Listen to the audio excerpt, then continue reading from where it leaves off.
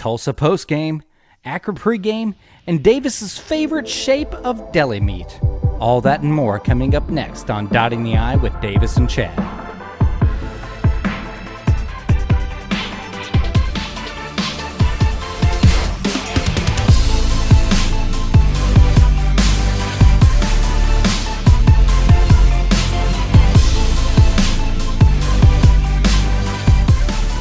What's up, Buckeye Nation? Welcome back to Dotting the I with Davis and Chad. This is episode 23, and we are coming to you right after a kind of disappointing Tulsa victory. What say you, Davis? Episode 23, man. Just taking a little bit to reflect that, we've been doing this for a little bit now. I mean, we've been at this for, a little over a year, and it's kind of surreal that, we've really gotten to the swing of this thing, and it's been a blast so far. And if you think about it, like our first ever season, we literally had that COVID season and went to national championship, and here we are on the complete other end of the spectrum, following up with what you said about Tulsa, where for 3 games, we have not looked good. We have not looked up to what we would expect an Ohio State team to look like. So, it's very interesting to say the least. Yeah, I would say. So cheers to our podcast being 23, old enough to buy booze and cigarettes. Can't rent a car yet, though. No, not yet. But I think you're right, man. I think this Buckeye team leaves a lot to be desired, and I'm saying that on more than one issue. I think this week was a really good indication that we have work to do on both sides of the ball, and I know we're going to get into it about things that you saw and things that I saw and all that good stuff. But just overall, man, I still, like we talked about in the previous weeks, man, the feeling that I get from this team is just not a good one. Yeah, it's almost hard to watch at times. But see, the interesting thing is I always get 2 different reactions when I'm watching it live and then when I go back and I'll rewatch some of the highlights. Because every time I rewatch it, I'm like, okay, we did look aggressive there, or hey, that was a good play there. I think since the way the game has began, starting with Minnesota, I really think that we're getting stuck on focusing on a lot of the negatives. And I know you're going to disagree with me on this. And don't get me wrong, I'm not saying that we've looked good this year, but what I'm saying is I think there's still some positives in what I've seen up to this point that are getting kind of overweighed by the negatives. Well, I'm pretty interested to hear what you think those positives are. I mean, I'm not going to point out specific play. That's really what it is there's specific plays where I see flashes of what we can be. There's specific plays on offense where, our running game has looked great, or we're completing some passes in tight windows. And then, of course, we see the easy passes that are overthrows, or the receivers having to get up in the air to catch it. Doesn't that irk you? Well, of course that's where we are in Ohio State football. That's where we are. We're picking out the little wins, the little tiny wins to hang on to. Okay, so let me ask you this then. When's legitimately the last time you had a season where you really, because that's the thing with you, is that your expectations for Ohio State are always almost unreachable. Because no, they're not. Yes, they are. Because there's not been a single season. There's not been a single season that me and you have talked about games, watched games, where you haven't bitched and complained about something being wrong with the team. Every year. Well, tell me 1 year. Ditto for you. I'm at least a lot more optimistic. Well, yeah, but I'm at least a lot more optimistic than you are. No, you're just an idiot. Well, that may be true, but I'm an idiot that's at least looking more on the positive side than anything. Now, don't get me wrong, especially this Tulsa game, okay? So we're 24.5-point favorites, right? And obviously we're supposed to blow this team out of the water, and I'm expecting to see backups get some, reasonable playing time because we want to see other quarterbacks, come into the game and see what they can do and get some other players some experience. And I mean, this game's a freaking 7-point game in the 4th quarter. I'm just sitting here just shaking my head like, you know what? Screw it. Let them lose this game. This is pitiful. They're making the Tulsa quarterback look like a Heisman candidate. He's just throwing the ball all around the yard and we can't do anything about it. Well, you know something, dude? I was actually fine until after the game. I mean, you were on the text message thread between me, you, and our buddy Chaz. I went off the deep end, and it took until like an hour after the game before I went off the deep end, but I went solely off the deep end. That's because you 100%. finally woke up. You were bored to death by what you're seeing on the TV. I'm not gonna lie. It's like only the maybe fifth or sixth time that I can remember in my Ohio State fandom that I kept looking at the clock and going, God dang, there's still a lot left to go in this game, and I'm thinking it should be over. I'm like, it should be over. That's the problem. Is that's a game where it should have been over at halftime, and it never felt over until we literally went up 2 scores with like 4 minutes to go, and then got that third extra score there at the end on the pick six. Like, it never felt like it was wrapped up and done. And that's a team that is coming in 0-2 that has not looked good. I mean, that lost to a UC Davis football team. They have football, but that team beat Tulsa. I mean, given it is the Tulsa that went to their conference championship against Cincinnati last year, but still, I mean, it's Ohio State. And honestly, there's no other better way to explain it. It's Ohio State. Like, come on. You are one of the premier programs in the entire country. You have one of the biggest traditions. You know, you put almost a record number of players into the NFL, and yet we're struggling with Tulsa, an 0-2 Tulsa. Like, I still have a hard time wrapping my brain around that. Well, why do you think that is? Man, Why are we struggling with Tulsa? you know, it's a combination of everything. And I know that sounds a little redundant because I had said that before in previous episodes, but it's a little bit of everything. And I think for me, the thing that's starting to bother me the most, and I know the defense has problems, but I'm at least willing to give them a little bit of the benefit of the doubt because they have such young players that they're starting and there's no continuity there. And whatever they're trying to implement for the scheme is not fully working yet. But I have a problem with the offense. And the offense is really starting to bother me lately because they're putting up some yards, but we are not putting the points on the board like I would expect for an Ohio State offense, especially knowing the weapons that we have.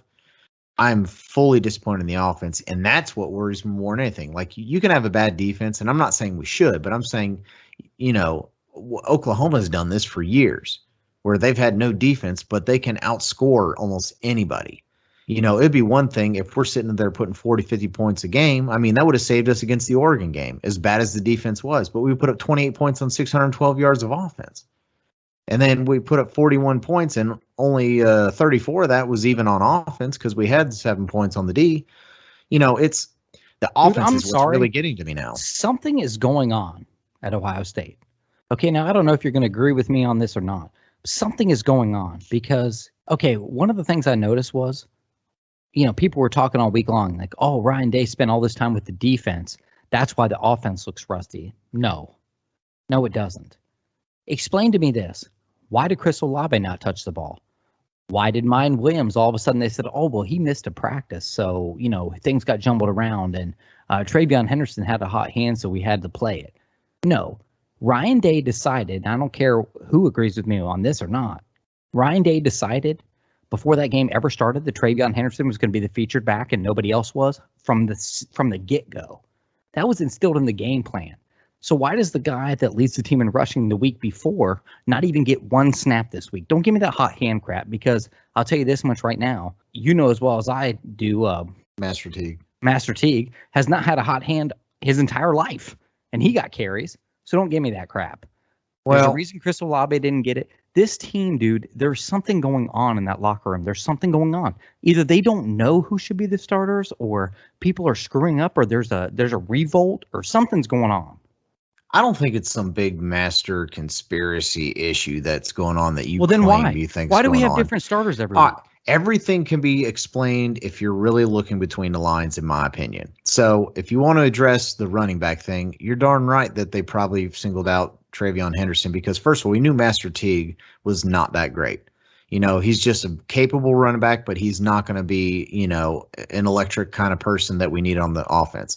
Mayan Williams came in some cleanup duty last year, looked pretty solid, but still was a 3-star coming out of high school who has developed to a really good running back. But you have the best running back that we've recruited in a long time. A 5-star comes in and he's already blowing the doors off the place. Of course he's going to be. Like, I completely Williams agree blew with the that. Doors off last week. He had one good damn run. Now, don't get me wrong. Where was he though?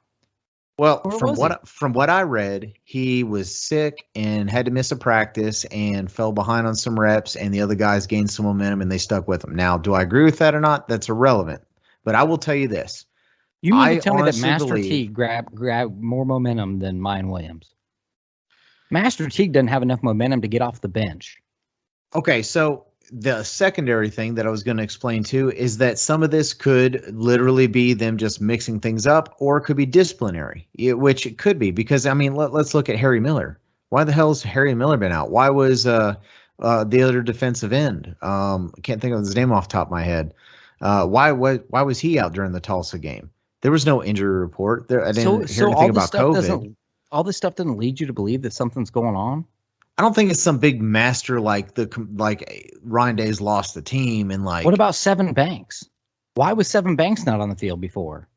he's still coming back from an injury. I know that for a fact. He's still been coming back from an injury and they've been taking it easy with him. But Ryan still, Day's never said that though. well, we knew he got injured. But He I'm got saying, hurt why is everything so secretive? Why is nothing in place? because Why that's are the way Ryan starters Day not runs named? that crap, man. He doesn't release any of that stuff. Do That's the way you Ohio like State's that? always been. No, of course I don't, but I mean that's not our call. Like, listen, it really sounds to me at the base of this that you have lost almost all of your confidence in Ryan Day and that coaching staff. And I think that's the basis where you're generally heading. Me, I tend to think, listen, they're dealing in a year where they lost one of the best quarterbacks Ohio State's ever had. They're having to break in a brand new quarterback. We have a defense that's going to have to be completely revamped with a bunch of new players, and you just have a lot of people that are not on the same page. So this year is probably Ryan Day's most important and probably most difficult coaching year in the history that he's ever coached. And Now hold on. he's still trying to learn himself probably how to go through these rough patches because when's the last time we literally had a year where we're almost having to just kind of not reload but almost rebuild a little bit? Because honestly, that's what this year really feels more like now. I thought it was going to be a reload year, but it feels a lot more like a rebuild. Yeah, but it doesn't feel to me, and I'm not saying I've lost faith in Ryan Day. I haven't lost faith in Ryan Day yet. Is he doing some things that I'm questioning? Yeah, he is, because we haven't seen this in a while. Not like this. But I'm saying it doesn't feel like it'd be different to me if we were playing good football with young guys and we were getting beat. We're not playing good football in any sense of the word on either side of the ball. So I, it's not like I disagree it's to an extent. I disagree you to just an said extent. that. Well, do you think the defense is a problem? Let me ask you that. I think both sides are a problem, but I'm still telling you there are times throughout the game where you see what they're capable of. Well, Don't Davis, tell let me me tell that you there's not something. time. There are times when I play golf that I hit the ball 300 yards down the center of the fairway. Does that mean I'm a good golfer? It means you have the capability if you actually practice and got better. Well, But guess when you only what? play once a year at the Carfagnas tournament, what is My that point. saying? Well, my point is though, you can't hang on to it. You can't hang on to that little stuff and expect that to be the season. I can't hang my hat on that. Well, I of don't want to course hang not. my I'm hat not on that. saying to hang your hat on it. What I'm saying is to understand that the capability, and I feel like the players and the capability are there. Do I think we're going to be an elite defense and we have the capability to be elite defense Not this year? playing cover No. 3 and cover No. Well, 1. no. I listen, I understand we don't even have the capability to be an elite defense this year. I get that. I am completely okay with that. But I think we have the capability to be an opportunistic defense, to one that can possibly bend and not break. Like we at least did some good in Tulsa with keeping them to field goals closer to the red zone. Okay. That's at least a lot better than what we'd done in previous weeks where we were constantly giving up 7 instead of 3. It was the So most at least that's a predictable benefit. thing. I Our get defense it. was I the most get it. terrible, predictable thing versus Tulsa ever. That Tulsa picked us apart. And you know what, dude? If the game had been longer, they'd have thrown all over us again. We were so predictable in that cover 1, cover 3 that I don't know. They've instilled this single high safety defense at Ohio State to the point where they are just going to rip us apart. Teams are not going to run the ball because they don't have to. Well, They do you can want to know throw it one of the all reasons? over us. Do you want to know one of the reasons why we're having such a big deal, a big issue with giving up these passing yards? Is I think the defensive backs look better this year than they did last year. The problem is we are getting zero. I'm talking big fat goose egg pressure on the quarterback. That's None. another thing. Yeah, that's a None. whole No, nother issue. Yeah. that's not a whole nother issue. That relates to the issue with the passing. I I mean, don't it care how does, but good it you are. doesn't. Your Well, scheme also relates to your coverage. We're well, playing a yeah, loose but ass cover three or cover one. when the quarterback has 5, 6, 7 seconds to sit back there and pick the defense apart, absolutely. Absolutely. There's not an offense on the planet that's not going to be able to pick apart a defense if that quarterback can constantly sit back there 5, 6, 7 seconds and go through their progressions. So my thing is, I think the defensive backs are better. I'm not saying they're elite at all. Okay, I'm not even saying they're top 10, but I'm saying they do look better, at least in regards to how they're defending some of these one-on-one passes, in my opinion. Well, I'll tell you why I blame Ryan Day right now. Because a defense, as much as we want to talk about the defense and the changes that they're going to make and the tweaks that they're going to make, they are going to make tweaks and changes every week. Okay, but it's still never going to be a good defense this year. It's not. You know why? Because you can't. Anybody that knows anything about football knows that you cannot instill a completely different defense in the middle of the season. It's not going to happen. Well, They they're may not tweak going it. to. They may change it. Yeah. Exactly. And it's a terrible defense. But my point is, they've known all along it's a terrible defense. You've known this. You've known you were going to play cover three and cover one with a single high safety half the time and get burned all over the field and people throwing the ball. You knew that. You knew that from camp. So my point is, they're not going to change it a lot. It's not going to change. For everybody out there that thinks that, like, we're just going to wake up one day and the defense is going to be fixed, it's not. This problem is going to go on all year long. They may get better at what they're doing. Thing. I said that exact same thing a couple episodes ago where I figured this is going to be a problem all year. Now, I will tell you this. I think they're going to fix some things in regards to execution because at this point, that's all you can do because you have this system, you have this scheme. You know, you're not going to change it in the middle of the season. They're going to improve. Okay. Now, that relates back to the thing where I don't think we're going to be elite this year because we don't have the players to necessarily run this type of system. You have to have elite players, ones that you can trust are going to do their jobs. And of course, we're having our biggest issues at linebacker. You know, I mean, it's one problem not getting to the quarterback, but we have linebackers that are constantly plugging the wrong gaps on assignment, and they're not bouncing off tackles to get to the running back. I mean, there's a lot of times that the other teams are getting runs on us that it's like 6, 7 yards before contact, and that's unheard of for an Ohio State defense. So I get it. We're going to have problems all year, but I think once we start playing better assignment football and people start understanding their role better, some of this is going to clean up. It's not going to be perfect. It's not going to be even elite, but it will improve. You just got to give it some more time. I know. I know I have to give it some more time, but I don't want to give it some more time. We're 4 games into the season, going into game 4. We shouldn't be trying to figure this stuff out right now. Well, we are. This should have been figured out. But this is why I'm pissed. I wouldn't say I've lost my faith on Ryan Day. I'm pissed at Ryan Day. I'm pissed because I think he knew this coming in. He had to know this is what the product he was going to be putting on the field was going to be. He sees it every day in practice. And now all of a sudden he's like, well, I had to take some time off of offense to deal with the defense last week. So, you know, we made some changes there, and now the offense is struggling. Why? The offense struggled the first 2 freaking games. Don't even give me that. I went over last episode. In the first half, we scored a combined. Whoa. Hold on. Everybody out there in CJ Stroud Wonderland is talking about how he threw for 400 yards versus Oregon. So our offense isn't struggling, Davis. That's all-star numbers they're saying.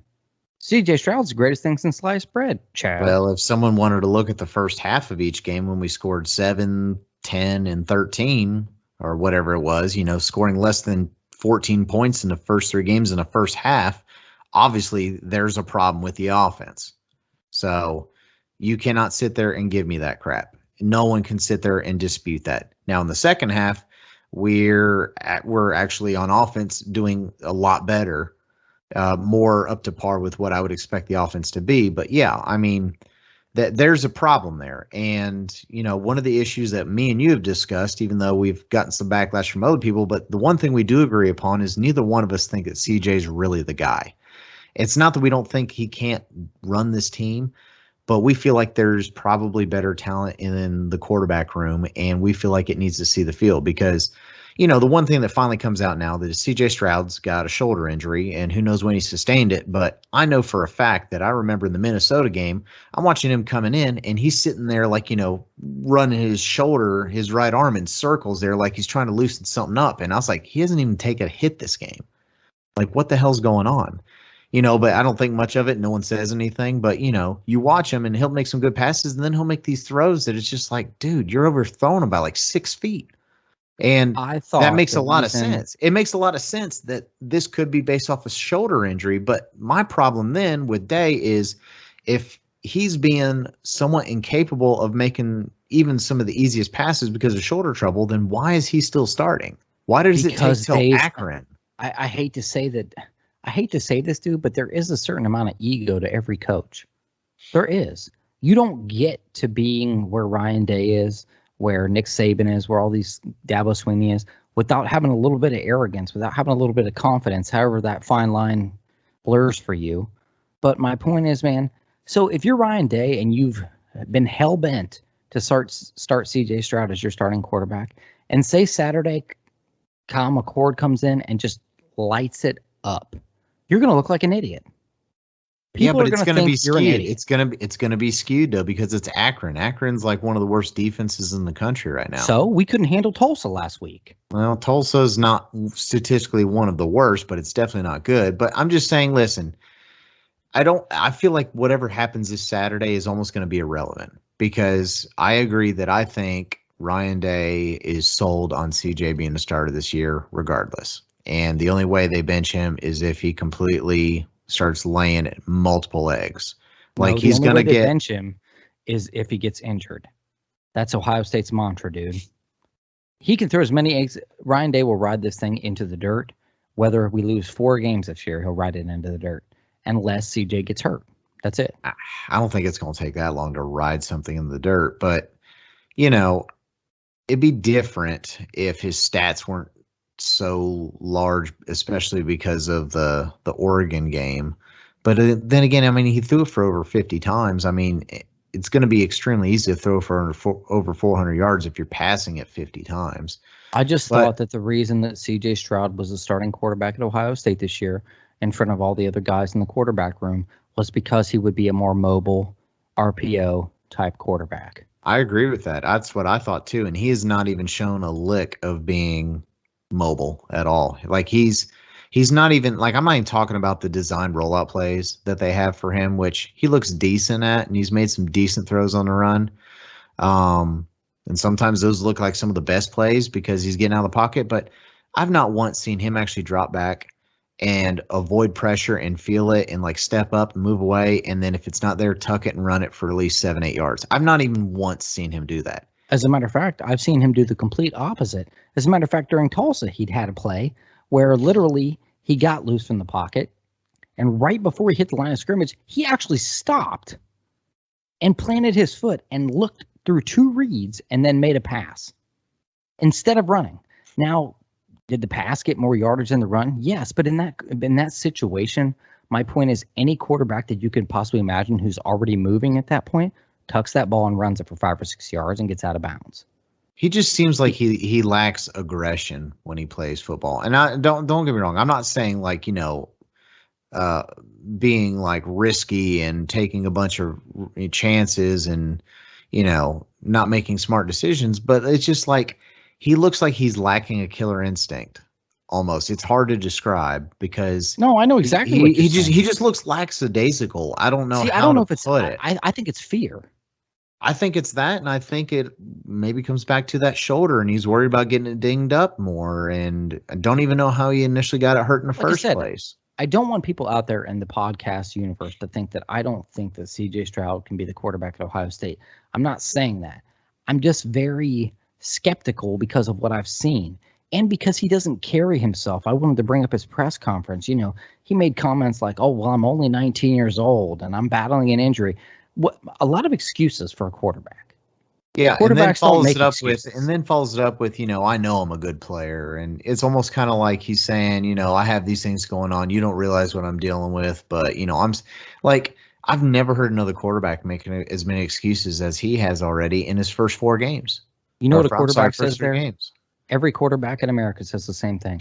That's my fault. Yeah, That's that's my on me. That's on responsibility. me. I need to Yep. get better, this, that, and the other, and takes full responsibility. And that's a leader. And he just that I think honestly, I think that's what it is. He is not a leader. He's not being a leader. At least from my end, what I'm seeing. Now, I maybe For all I know, maybe he's a a weekday warrior and he's practicing his butt off, and then by the time the game comes and we're under the lights and he gets pressure, like some of this stuff doesn't look good. No, it doesn't. I know that. Listen, I agree that we're being extra hard on him, but that's the role he's kind of had to fill in. I mean, especially not just being a quarterback at Ohio State, but a quarterback at Ohio State following the last few quarterbacks we've had. Like that's where the standard is now. And you know why, dude? Because I'll tell you what it is. We're oversensitive as Buckeye fans right now because we're hurt. If you look on Facebook, man, you read all these, the group chats and stuff that you're in. Half the people are bitching about defense, the other half's bitching about the quarterback, and they're arguing. Half of Ohio State fans think that he is the guy. Half of the Ohio State fans think he isn't the guy. They're blaming. The point is, dude, they're backed into a corner right now because they don't know what to feel. We haven't felt this way in a while. And I think it's taken its toll on the fans. I think it's taken its toll on everybody. I mean, I think you honestly nailed it on the head there. I hate agreeing with you, but I mean, that's really, I mean, I'll go on Twitter and Facebook and all these other social media outlets and all the comment boards on, 11 Warriors and Letterman Row and all these other articles that we read. And there's not a positive comment in anything. I mean, I take it back. There's one positive comment, and that's Travion Henderson. Yeah. Okay. I sound like such a man when I say stuff like this. Travion Henderson is an excellent running back. He's a great young man. Kudos to him for what he did. Like I said, who's ahead of him for single game? Eddie George and Trey Sermon for all time, yardage in a game, and he passed Zeke Elliott, which is great. Well, and he set the record for the freshman over Archie Griffin. Yeah, for most yards in a game by a freshman running back. Dude, kudos to him. But I will say this, dude. I just feel like that game was set up that way coming in. Ryan Day was like, I'm only going to give the ball to Travion Henderson, and if he gets tired, I'm going to give the ball to Master Teague, and that's going to be our game today. That's how I felt. Dude, going into the fourth quarter, did you look at C.J. Stroud's passing numbers? Terrible. Did you look at our receiving numbers? Terrible. Chris Olave, like we talked about, didn't touch the ball till what? When was that he finally? I mean, he got a call or a ball was called back that he caught, but I'm saying that wasn't even till way late in the game. Yeah, I mean that was called back, but he did legit drop with like a 20-yard pass that would have gotten us first down inside the 10-yard line. He legit dropped a pass. My point is, though, first time I've ever seen him drop a pass. He hardly ever has under 100 yards receiving, and at least 5, 6, 7 catches every game. Yeah, it just felt like the passing game was out of rhythm for sure, and I mean because it never got started. My point is, I think Ryan Day had a game plan to do this. This was the safe game plan coming in. He was going to run the ball, 3 yards in a cloud of dust, baby. He was going to run the ball. So it doesn't shock me that Travion Henderson got the yards he did because that is what the plan was.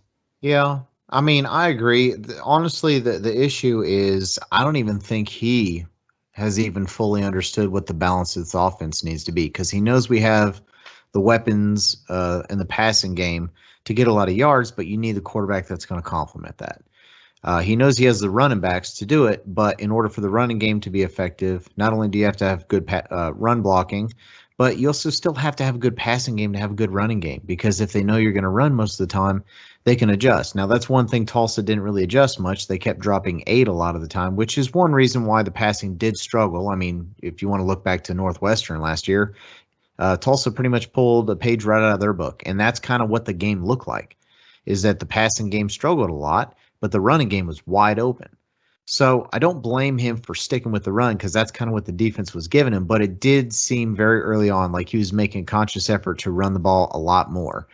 And I think in a perfect world, it's got to be almost 50-50. I mean, I'm not even talking about necessarily the amount of yards that you're getting, but it's got to be a good complement to where you're keeping the defense on their toes, but you're still going to be passing enough to keep the offense in rhythm. Because if the wide receivers are doing nothing but run blocking most of the time, and then all of a sudden once every 3-4 downs, they're then asked to go and, run a route, and they get that one crack at it, especially if you're running for short yardage, and then you got a penalty, and then it's like next thing you know, it's like 3rd and 10 or 3rd and 15, and you're asked to, you're expected to run a good route and get 10, 15 yards down the field and make a catch. Like, there's no rhythm in that.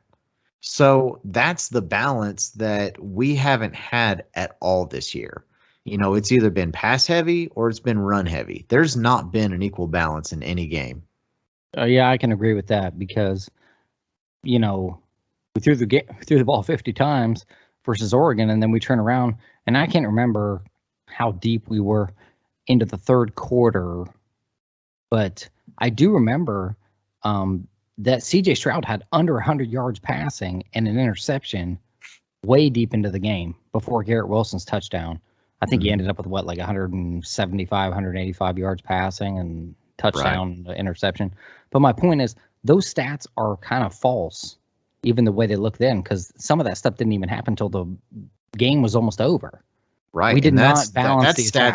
That's stats you would expect to see in the first quarter and a half, or at worst in the first half. And he's cleaning that up late in the fourth quarter and still having to, play, still having to play in the fourth quarter when we're expecting to see backups get in and get some playing time. Like, it's very frustrating.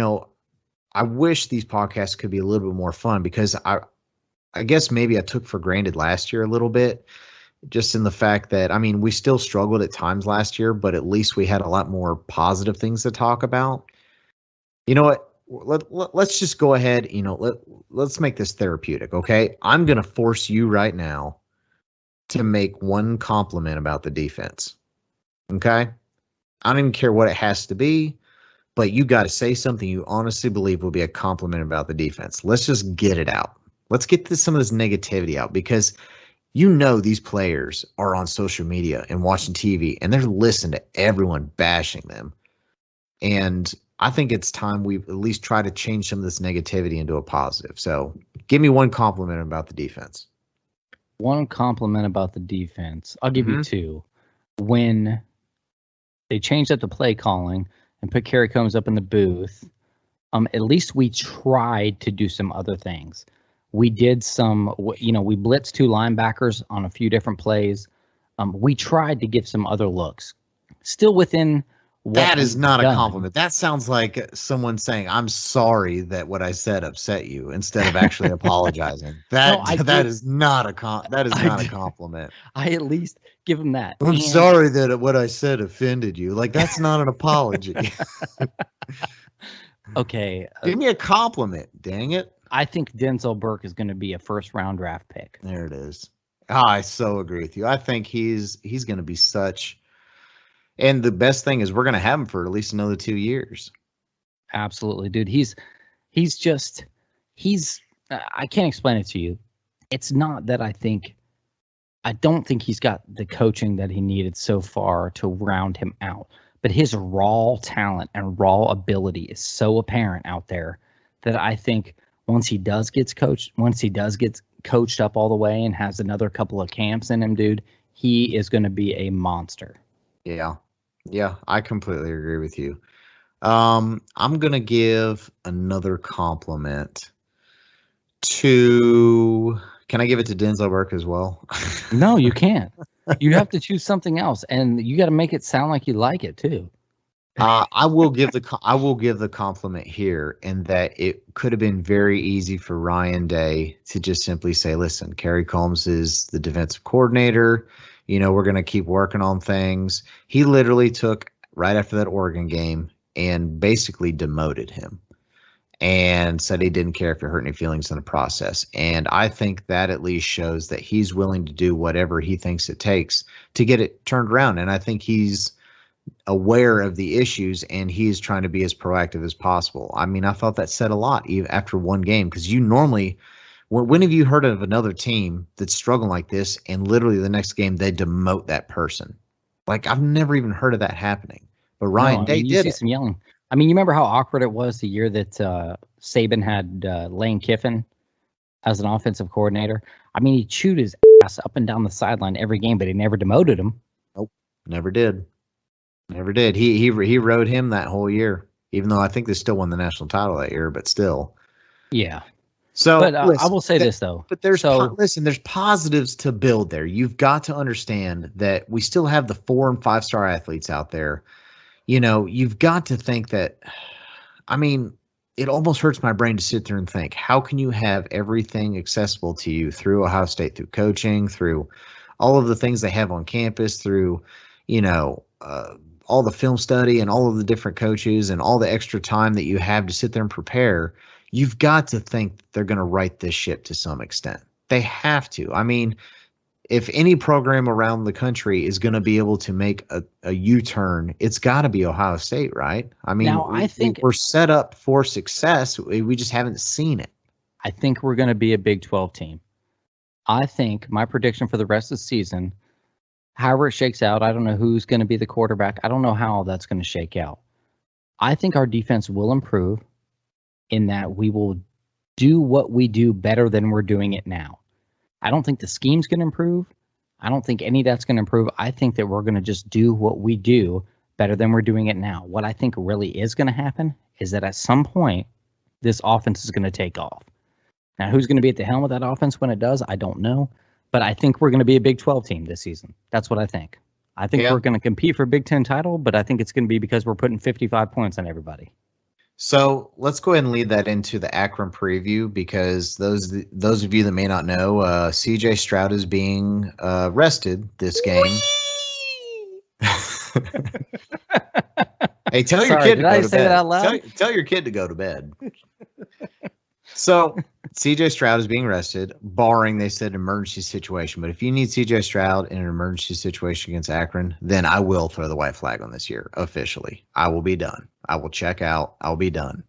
But that means we are seeing, and he said he'll name a starter probably tomorrow, which we're expecting to be Kyle McCord. But we're going to see a new quarterback at the helm. And I'm really interested to see what kind of balance in the offense we're going to play tomorrow, or not tomorrow, but on Saturday. See, and this is where I think, as much as I talk junk, and we've all had conversations all week long about all this, and I was super excited that we're going to get to at least see what we have in the cupboard. It's nice to at least see what you have in the cupboard, whether CJ is the guy or not, for the rest of the season. It's nice to see somebody else play, but I don't know how much leash they're really going to get, to be totally honest with you. Especially when we got a guy coming off of 274 yard, 277. Yeah, 277 yard performance the week before, and he just got himself a Camaro by signing his life away in his NIL deal. But he also got an Arby's deal. He's got a deal with Arby's. So I want to my be friends point with is, that guy. Free curly fries for life. heck yeah. You got that guy, you got Mine Williams. I don't know. I just don't know, man. I mean, is he going to come out and throw for a ton? I really don't know how much. And how much is each quarterback going to play? Is he going to play one half and one another half? Is one guy going to play 3/4 of the time? I mean, we really don't know. It would just be shocking. I'm excited. To me. Well, I think the biggest reason why we're excited is because, and the reason why I'm probably more intrigued this year at each upcoming game than I have been any other year. And I use intrigue as the way it's meant to be used. Not that I'm excited, that I'm intrigued because I constantly am curious to see what are we going to do different this time to try to fix this. Are we actually going to see improvement? Like I catch myself like right before game time, at least the first 3 games, like getting really hopeful, and I just hope this time around I'm not let down. Now, I think Akron, I really expect us to not have any issues this time around. But then again, I thought the same way against Tulsa, and I was proven wrong there. So I'm really intrigued to see what happens in regards to getting some new players in the game, to see if maybe that lights a fire under us, to even see if we come out motivated. I mean, that's one of my biggest things too this year is that for the most part, the body language for the whole team has just been like, oh, well, you know what I mean? Like, it's just, there's been no fire there. Yeah. I mean, like we talked about before, we've had in our private discussions, you get your tail spanked by Oregon. Okay. You have to reset. You have a week to come out at home, in the shoe. You've got, a team that you should beat handily there. There is no better recipe for a an experience that boosts everybody's confidence than that. And we could not do it. And I that know. is heartbreaking to me because I'm like, man, like if you can't get up for a game in the horseshoe, you know what I mean? And you can't, like, well, what are we doing here? Well, we What are can't we even get the doing? horseshoe filled at this point. I mean, Well, who wants to, last game we only had like 73,000. And I say only, there's some I teams laugh around so here that hard. 73,000 would be, Dude, stellar, but the comments on Facebook make me laugh. So people brought that up on Facebook, and some of the comments were, well, stop charging people so much money for the tickets and they'll go to the game. well, they No. paid it all the other years. What's the Buckeye difference with fans this will year? pay thousands of dollars. If this team's undefeated and we're playing USC, the ticket goes for $1,500 a piece. So don't give me that crap about it costs too much. Buckeye fans will come out of pocket when it's time to come out of pocket. Well, yeah, The we point get is they don't want sellouts to see this regardless of team. we get sellouts regardless of who we're playing. But the problem now, I think COVID has a little bit to do with it. There may be some hesitation for some people to come Yeah, but out. not 35, Not 40,000 right, to do with not it. not 30,000 people. I agree, and I think it's the product that we're putting on the field so far this year. There's a lot of questions and a lot of doubt, and you know, it's troubling. But I'm still at the point where I'm trying to be optimistic. I'm not throwing the towel in on the season, and I think it's way too early to throw the towel in the season. But I think over the next 2 to 3 games, because we're still going to be massively favored over the next handful of games, because I think we have Akron, and then I believe we have Rutgers, and then Maryland or something like that. Yeah. And I mean Maryland could be maybe a little bit difficult, just depending upon. Hold on, before we go on another tangent, something I wanted to bring up to you because it's going to piss me off, and I'm surprised you didn't bring it up to me. When are because you how I not feel. pissed off? When are you not pissed off? But that's why we're such a good duo, man. You're Mr. Glass Half Full, and I'm Mr. Shit in your glass that's half full. Fill it the rest of it. Jesus. So, explain this to me. 2 weeks ago, we play a top 10 team, Oregon, at home in the Horseshoe. They weren't top 105,000 10 strong. at the time. They weren't top 10 at the time, but go on. What were they, 11, 12? Yeah, probably. Okay. It's irrelevant. They're 4 Right. now because we play at noon. Quote unquote. Play at noon, right? What time's Yeah. the game on Saturday, Davis? Oh yeah, it's a solid prime time night game against the Akron. Why? Why? Why the hell are we playing Oregon at noon, Akron at 7:30? Honestly, if you think about it, I have no idea why. Someone probably got fired. Someone, or this is some big joke that they're playing and be like, watch this. We're going to make Akron a primetime night game, 7:30 kickoff. Oh my gosh, man. Yeah, dude, I don't know. Listen, ridiculous. let's preview the Akron game and get out of here because, all right, give me the prop bets. The more first. I talk to you, let's do the prop I feel like you're pulling me down. Okay, I'm trying to stay optimistic, but because I'm on the ledge, Davis. I'm hanging on the diving board with one arm. Well, listen, over at this point, I'm not even going to reach out and save you. I'll probably push you because one is I don't know if I can listen to this anymore. Two, I may join you. Whoa. Let me tell you something. You and Chaz both have a date with my rough. We've already talked about this. That's true. We just hope the rope's long enough, right? But yeah, so let's talk about the prop bets real quick. All right. So first of all, recap. Prop bets last week. We made 3 of them. The bet was loser has to buy the other one a 12-pack of their favorite choice beverage, and Davis is back in the winning circle. Clean sweep on all 3 of them. If you're not sure what the prop bets are, go back and check our past episode. But took a clean sweep on the prop bets. So when I see you here in about a month or so, and you're going to come down and visit family and everything, we'll make a trip to the old store, and I'll make sure I find the most expensive thing I can find, whether I like it or not. I don't blame you. I would do the same. I know you would. That's exactly why I'm going to do it. So anyways, for this prop bet, I mean, for those you don't know, I think we started like a 54-point favorite over Akron. It's now at like 48.5 points. Like there's literally zero worry that we're going to lose this game. We're just hoping to see some improvement. So we tried to circle out some things that maybe we're hoping to see improvement on, but maybe some things that, we're not sure we're going to see because the offense may look different, especially with CJ Stroud resting this game. So, first one we said is, will there be a single Ohio State quarterback in this game that will throw for over 250 passing yards? So, assuming CJ Stroud doesn't come up in emergency duty, we're talking about, will Kyle McCord or will Jack Miller pass for 250 yards? Because Ryan Day's made it pretty clear that Quinn Ewers is still not going to be available. So that's pretty much the two quarterbacks we're going to have on the roster. So Chad says yes. You better believe it, baby.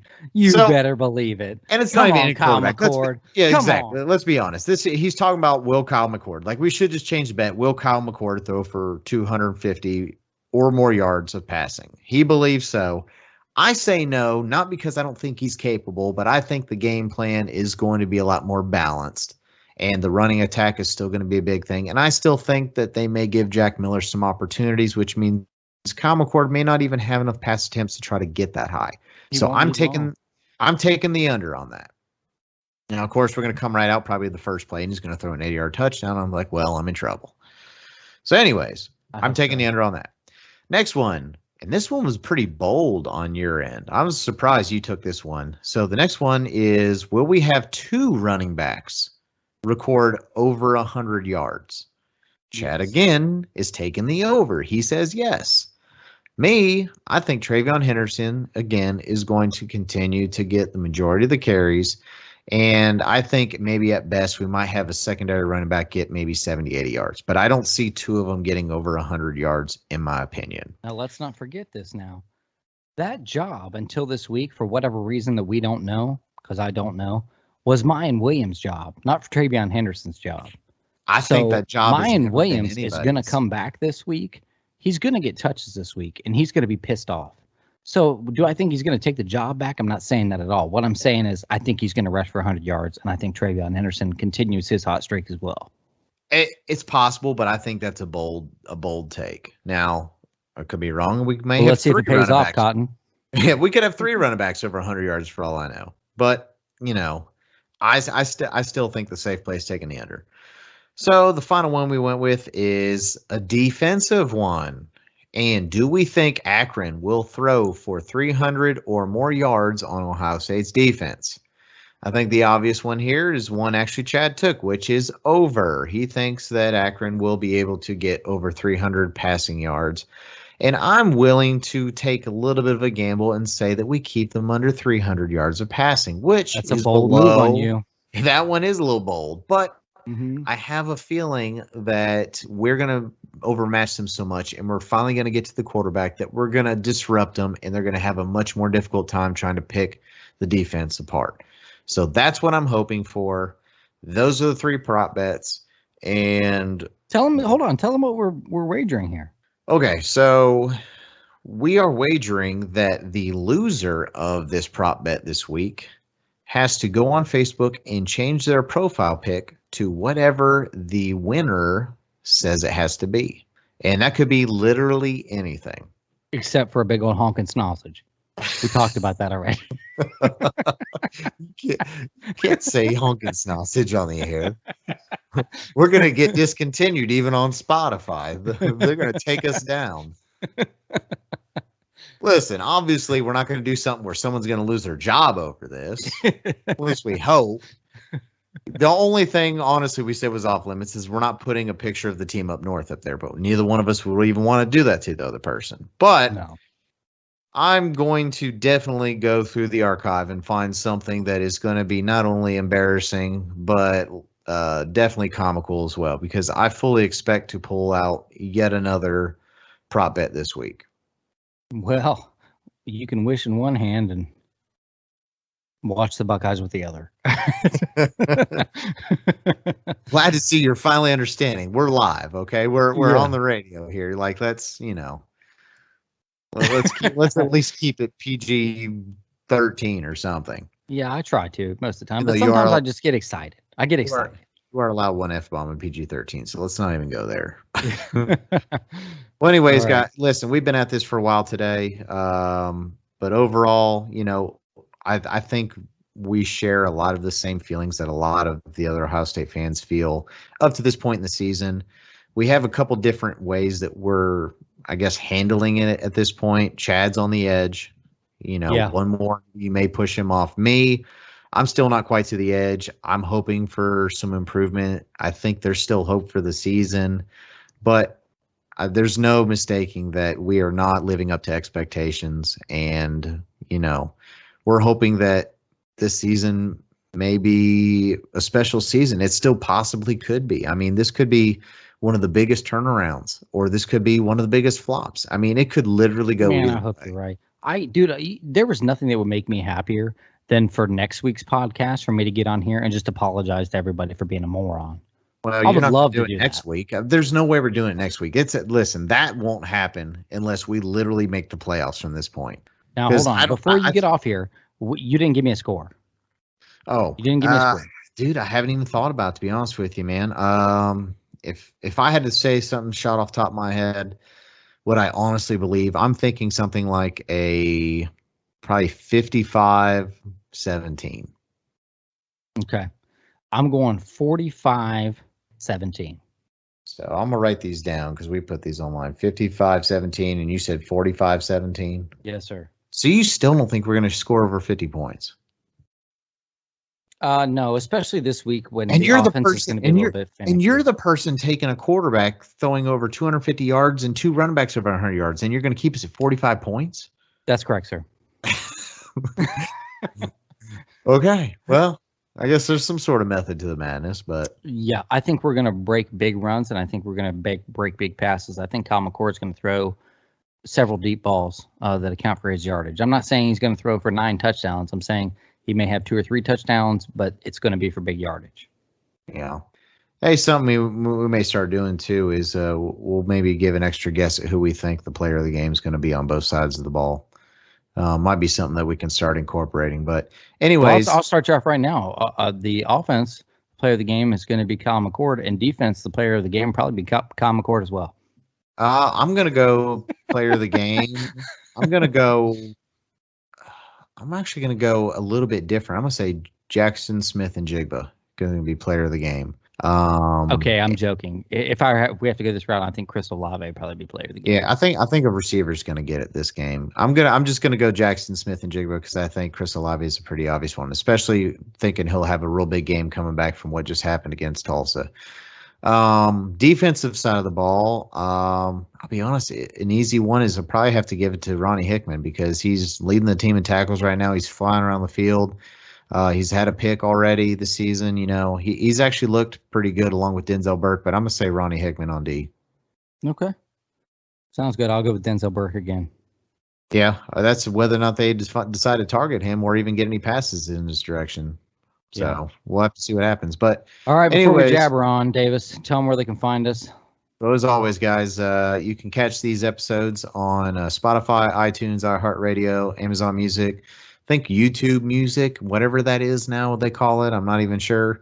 Pretty much it's anything that streams music. We put these up on an RSS feed and it goes out to everything. So you can catch us just about anywhere. I'll also put them up on YouTube if you'd like to catch them on there. And make sure you stop by our Facebook page and our Twitter. Drop us a like, give us a comment. Again, we'd love to hear from you guys. This thing that we're doing is still growing. We're still in the infancy stage of developing this podcast, but we really enjoy what we're doing. We'd really like to hear more from you guys, and hopefully you really enjoy what you hear. So we'll catch you on the next episode, and until then, go Bucks. OH.